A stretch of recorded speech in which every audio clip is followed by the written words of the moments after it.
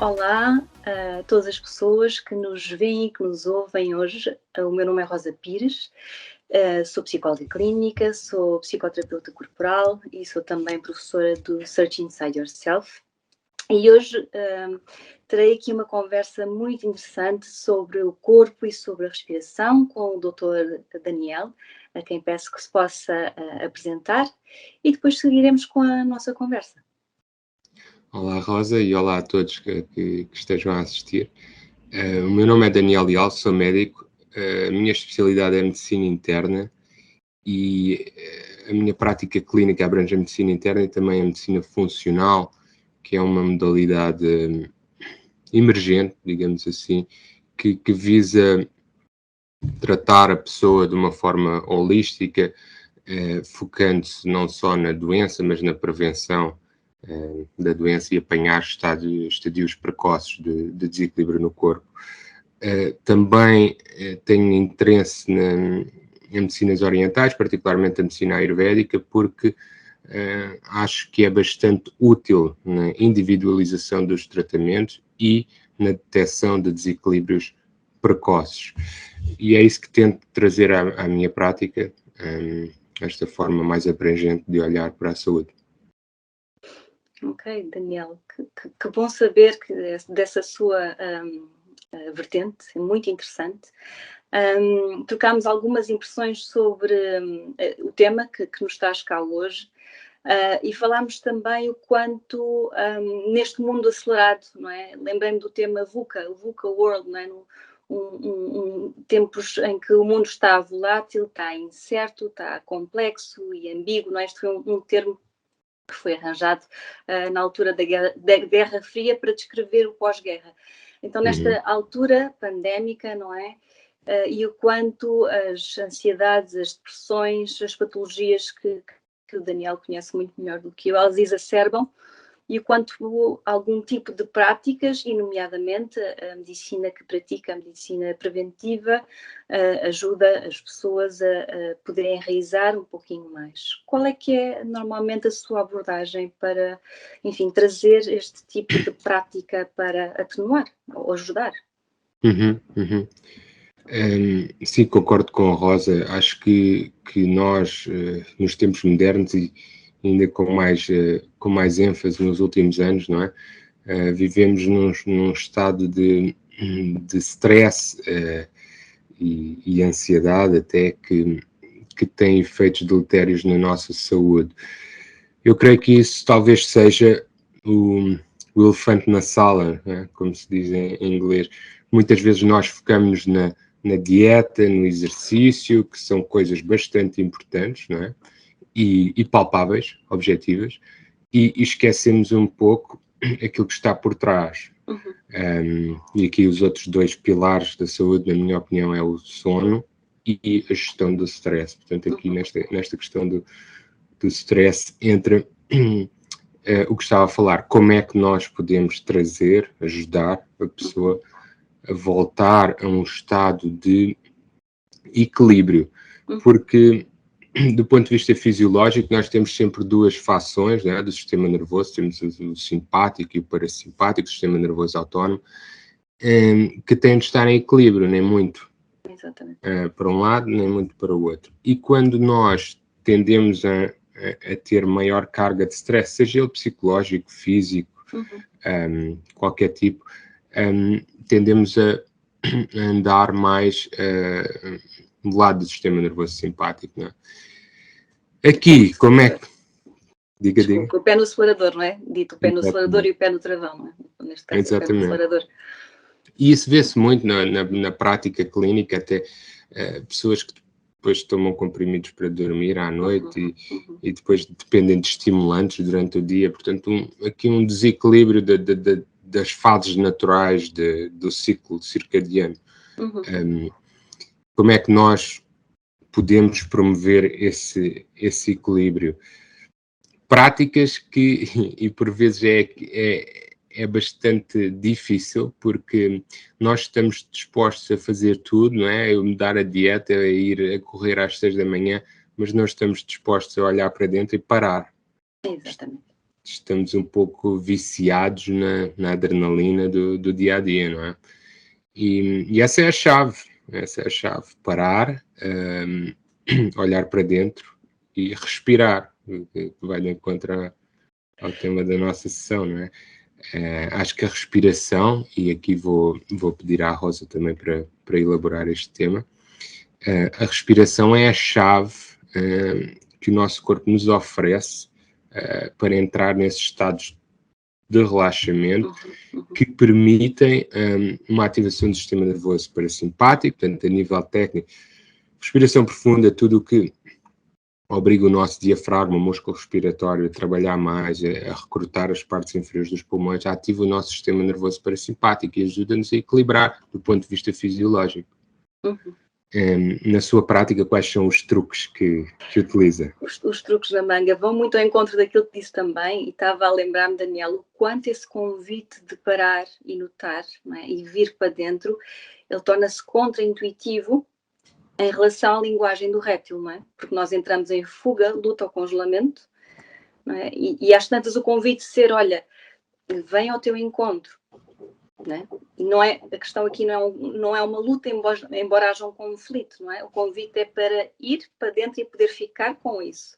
Mas na realidade temos uma amígdala, não é? Temos a central do medo a dizer dispara e foge ou congela, ou seja o que for, não é? Então é bastante difícil, e eu notei muito isso agora nesta fase da pandemia, o quanto nós estamos nessa resposta, luta, fuga, congelamento, a querer fugir, e no confinamento não podíamos fugir para lado nenhum, nem sabíamos do que é que estávamos a fugir, porque temos uma coisa que é invisível, não é? E daí começaram a disparar as ansiedades, as depressões e por aí fora.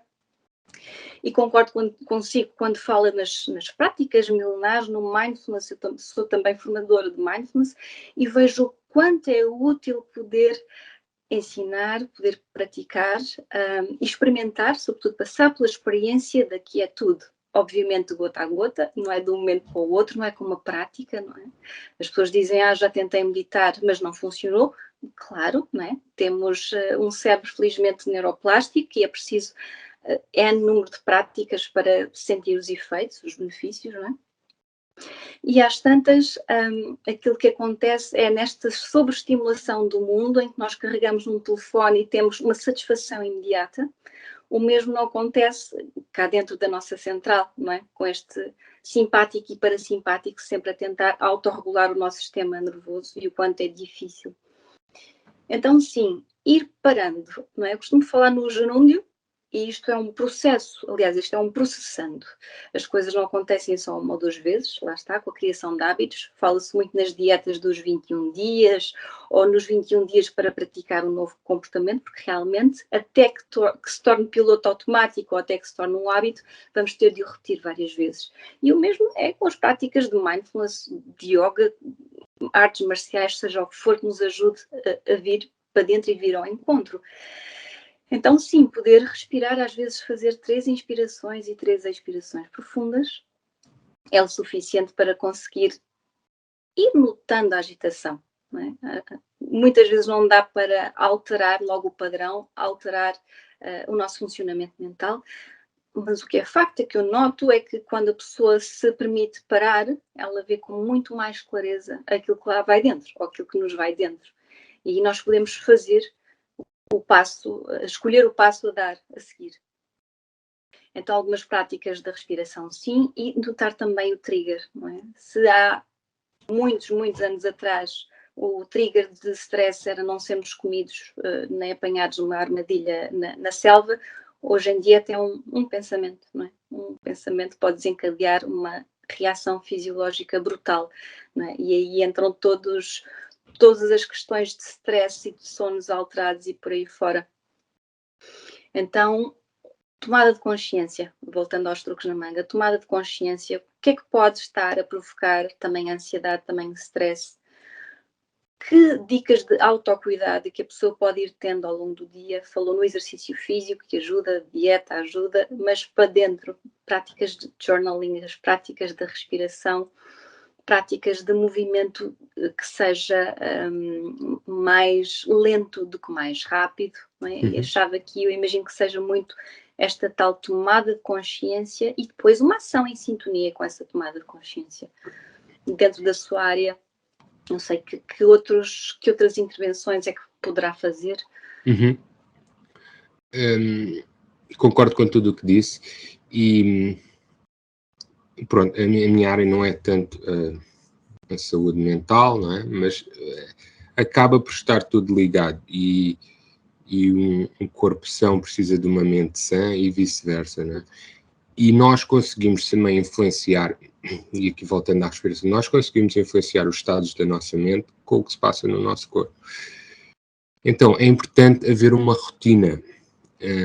O corpo gosta de uma rotina, portanto, esses hábitos que nós possamos implementar de forma consciente são importantes para dar estabilidade ao corpo, que se vai transmitir à nossa mente e aos nossos estados emocionais.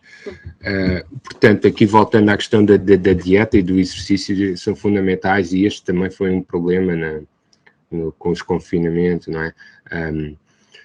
Incapacidade de sair e de respirar profundo, não é? E fazer exercício. Portanto, isto são tudo formas muito úteis de descarregar o stress e carregar naquele botão de pausa, né? E encher um pouco as nossas reservas. Portanto, eu tento dar bastante ênfase à rotina, à qualidade de nutrição, não é? A atividade física não tem de ser exercício intenso. Aliás, muitas vezes práticas mais lentas, não é? e que favoreçam o uso da respiração, por exemplo, o yoga, tai chi, as artes marciais que referiu, são mais úteis nesta regulação do sistema nervoso. O sono é primordial, como falei, e depois formas de gerir o tal stress, né? As fontes de stress. Qual é a fonte de stress? É o trabalho? É uma relação? Uma preocupação? Tem de se perceber, não é? Qual é o trigger e trabalhar com alguém da área.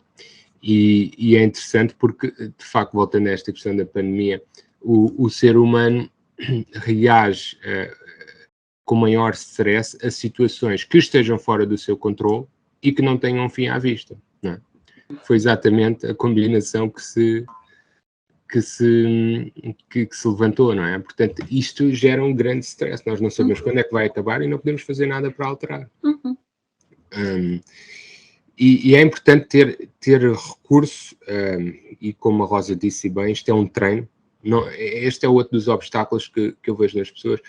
A nossa sociedade permeia quem domina uma certa técnica, não é? E as pessoas têm alguma ânsia por chegar a um patamar de mestria. Mas isso acaba por ser um obstáculo, não é? Para a nossa evolução na meditação ou outra prática qualquer. O que interessa é o presente, é este momento agora. Se não estou a conseguir fazê-lo de forma ideal, não interessa. Continuar a tentar e não ter metas rígidas, porque isso acaba por ser contraproducente.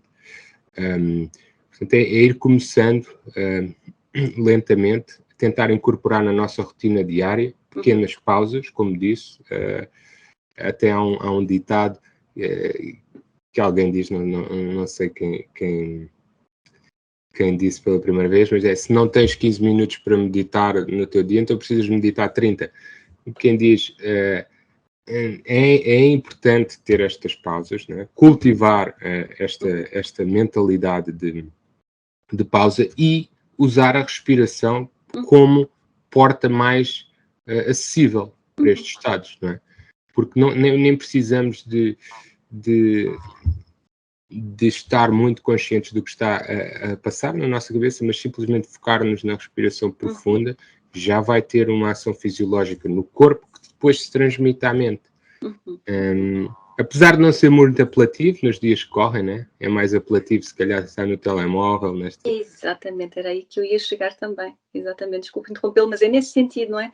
Se a pessoa tem 2 minutos, se calhar às vezes 4 horas para estar no telemóvel, tem de certeza 5 minutos para fazer uma prática meditativa, contemplativa, em que o convite é fazer nada, não é? E muitas vezes isso é chato.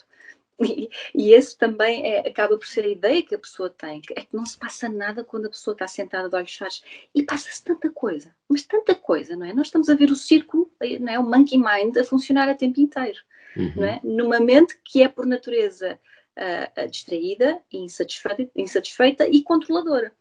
Por isso estamos sempre no passado e no futuro, muito raramente no momento presente, não é? E porque o potencial de transformação é agora, não é? E que vai influenciar o momento a seguir e o momento a seguir e por aí fora. Mas a nossa mente está sempre a querer outras coisas que não aquilo que está a acontecer no instante. Não é? E às tantas, nós conseguimos lidar com a carga emocional que vai acontecendo, porque há nesse input fisiológico que vai acontecendo, não conseguimos lidar com a sobrecarga. Um sistema nervoso desregulado, um sistema nervoso que está assoberbado por uma série de interpretações, uma série de pensamentos catastróficos, não é? E nós temos uma rede neuronal especializada em pensamento autodepreciativo, por isso é a cereja no topo do bolo, não é? A pessoa, não é? Ter este negative self-talk, não é? Pensar mal, fazer os pensamentos negativos, está sempre tudo errado, devia ter acontecido de outra maneira. Com a nossa tendência de apego àquilo que é muito bom, portanto, se a prática for ótima, correu tão bem, a prática é boa, eu vou querer praticar, não é? Eu vou querer sentar-me e meditar, mas se a prática não correr bem na minha mente, não é? Eu vou reagir com aversão e eu já não quero. E nós andamos, não é? Funcionamos mais assim, não é? Mais ou menos pela recompensa e pela punição, não é? Se as coisas correm bem, eu quero mais disso e torna-se uma espécie de vício. E às tantas, a prática de mindfulness ou de meditação não tem nada a ver com isso, como dizia há pouco, não é? Realmente nós estamos sempre aqui e as duas âncoras do momento presente são a respiração e o corpo, ponto. Esses estão sempre cá. Estão sempre cá. E há uma subaproveitação disso, não é? Ou então uma falta de educação para estar aqui e agora e o quanto agora tem para nos dar. E obviamente que é impossível estar sempre aqui agora, lá está. A nossa mente produz pensamentos. Diz Harvard, são cerca de 70 mil, não é? Por dia. Entre os 55 e os 70 mil. E nós temos tendência para acreditar naquilo que pensamos. Portanto, é uma loucura. É uma loucura, não é? Trazendo este discernimento e uma espécie de zoom out, não é? Fala-se na presença observadora, ou na testemunha empática que vai observando aquilo que vai acontecendo e se distancia, não é? Com alguma sabedoria, com algumas cicatrizes, não é? Algumas moças, porque realmente é impossível acreditar em tudo. Não sei se quer acrescentar alguma coisa nesta linha. Sim, estava-me a lembrar também de um termo que li algures. Alguém se referia aos pensamentos como secreções mentais, que é um ponto de vista interessante, porque de facto nós muitas vezes ficamos presos, reféns dos nossos pensamentos, não é? Acreditamos que é uma verdade absoluta e que de facto aquilo aconteceu e que fizemos um grande disparate e que toda a nossa personalidade está ligada àquilo, e portanto, catastrófico, não é? O tal self-talk depreciativo. Mas muitas vezes, e isso é também uma das vantagens da meditação, mindfulness, é que nós podemos observar essas secreções mentais, não é? E não lhes dar a importância que muitas vezes damos, porque elas vêm e vão, né? São como nuvens. E esse é também outro dos obstáculos, e a Rosa é mais qualificada para falar nisto do que eu, mas muitas vezes as pessoas pensam que estados meditativos, estados contemplativos, requerem a ausência total de pensamento. Mas não. Eles vêm e vão e nós simplesmente temos de praticar algum desapego e apenas observar este fluxo de secreções mentais sem nos agarrarmos a ela, sem nos identificarmos com elas, porque quando nós nos começamos a identificar, essa é a raiz do sofrimento, quando nós nos começamos a identificar com os nossos pensamentos, não é? E se as coisas não correm da maneira que nós pensamos que devem correr, aí surge o sofrimento, mas se nós conseguirmos estabelecer alguma distância entre a nossa presença e o que quer que se passa, tanto no mundo exterior como na nossa mente, já conseguimos estar em estados mais tranquilos. E aí eu praticando, não é? Este silenciar da mente não é instantâneo, mesmo, não nesta abordagem, pelo menos, e ele requer prática, requer disciplina, requer persistência. Tive um professor em Oxford que dizia que devíamos manter também distância social dos pensamentos. Não é? Então, não é só agora, perante esta quarentena, realmente é este discernimento, esta meta-atenção, esta dita presença observadora que nos ajuda a ter aqui um espaço, não é? E neste espaço nós podemos trazer-nos de uma reatividade para uma resposta, e uma resposta que seja mais hábil, mais sensata e, sobretudo, mais benéfica para a pessoa. Portanto, é nesse sentido que nós tentamos ir. Uhum. Sim, de todo. E eu creio que estas práticas contemplativas são, de facto, determinantes para a manutenção de alguma... para a manutenção de nossa saúde mental, não é? Muitas pessoas também fazer esta menção, muitas pessoas conseguem um equilíbrio de outras formas, não é? Seja, por exemplo, eu lembro-me de um paciente meu que é a jardinagem, não é? Que ele entra num estado contemplativo, né? de ligação ao momento presente, sem ter de sentar a meditar. Portanto, isto não tem de ser uma receita universal. Não. Mas é de facto uma ferramenta e acaba por ser aqui uma analogia para todos estes estados que nos tirem desta dicotomia passado-futuro. Tudo aquilo que nos liga ao presente, seja jardinagem, seja costurar, seja tomar conta de um bebê, não é? Tudo aquilo que nos liga à nossa essência, ao nosso presente e nos tira deste comboio do pensamento, é benéfico. E a respiração, voltando à respiração, é a nossa âncora inata, não é? Fomos dados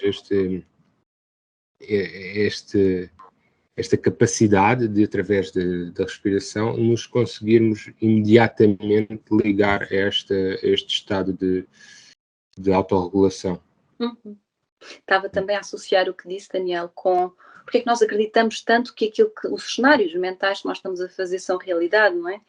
E realmente há toda uma estrutura fisiológica e há uma estrutura emocional aqui atrás, não é?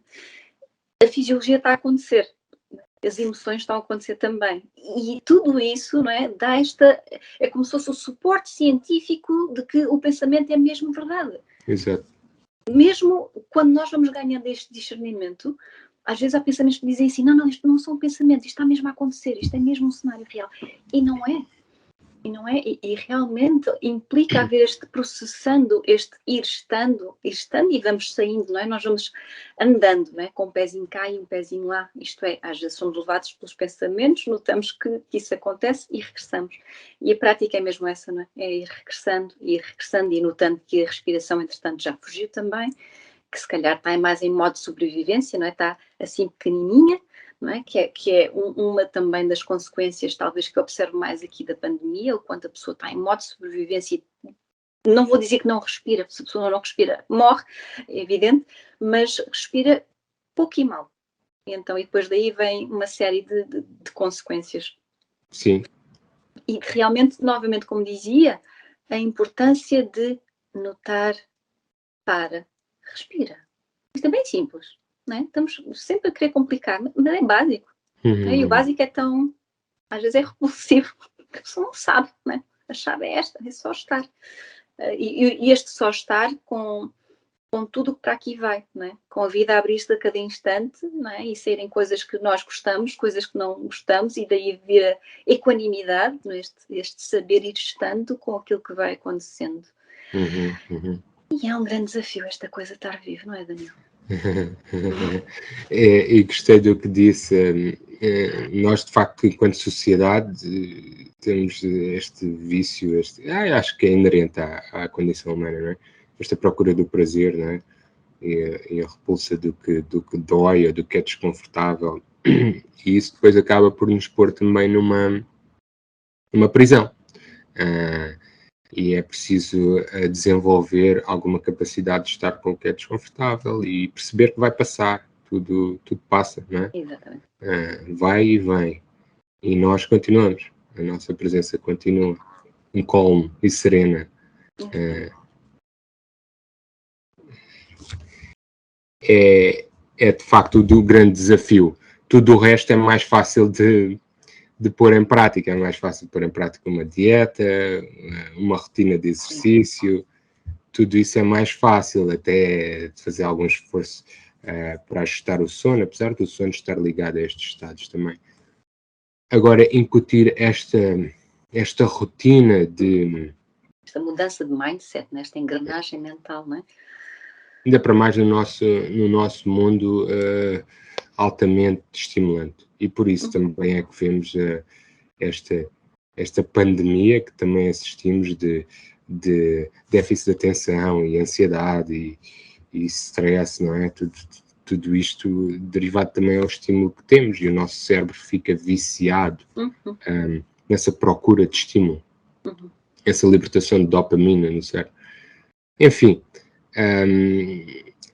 é algo que pode se tornar bastante complexo e tem bases bioquímicas e neurotransmissores para explicar, mas voltando ao básico, todos nós temos esta ferramenta 24 horas por dia, exceto quando estamos a dormir, não é? Que é tentar conectar com a respiração, padrões profundos de respiração, não é uma respiração superficial. Isto é importante porque vemos muitas vezes agora há um método que é o método Wim Hof, não é? Que é uma respiração muito rápida. Tem as suas vantagens, mas não é um método ideal para induzir um estado de relaxamento ou contemplação.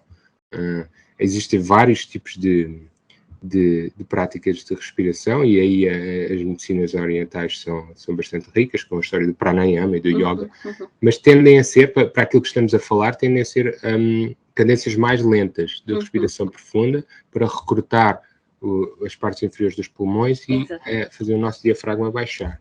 Exatamente. Até porque uma respiração mais rápida, pelo menos aqui nesta abordagem que nós estamos a explorar hoje, ela tem alguma tendência depois também para trazer, enfim, uma ativação, não é? A ativação do sistema simpático, sendo que o objetivo aqui é podermos ir mais para o parasimpático, não é? Para o rest and digest. E isso, enfim, implica então poder baixar um pouquinho mais, trazer a intenção, não é?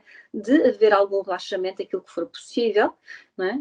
Fazer esse movimento lento, trazer uma respiração mais longa, às vezes há aquele esquema de inspirar em 4 ou em 8, estagnar e depois expirar também em 8 ou até mais, não é? Então poder usufruir também de uma expiração mais longa. Enfim, faz-me lembrar também os vínculos primários, não é? De como falar com uma criança, como falar com um bebê, não é? De baixar o tom interno com que nós falamos connosco, não é? De, ok, agora vamos respirar, e está tudo bem, vamos inspirar, vamos expirar, não é? Ter este tom um pouquinho mais maternal, paternal, mas acolhedor, não é? Quentinho, que dá um colo e que nos ajuda a baixar o nível de atenção. Acho que essa é uma ótima forma de nos despedirmos, de facto, sermos mais acolhedores e darmos colo a nós próprios. Exatamente. Foi um prazer, Daniel, estamos mesmo nos instantes finais. Foi um prazer, Rosa. Acho que é algo importante e que se fala pouco, não é? Então, deixamos aqui o nosso contributo. E, olha, muito obrigada, Daniel, e muito obrigada às pessoas que estiveram aqui connosco, e espero que tenha sido útil e benéfico. Obrigado a todos e esperemos que consigam implementar estas rotinas no vosso dia-a-dia.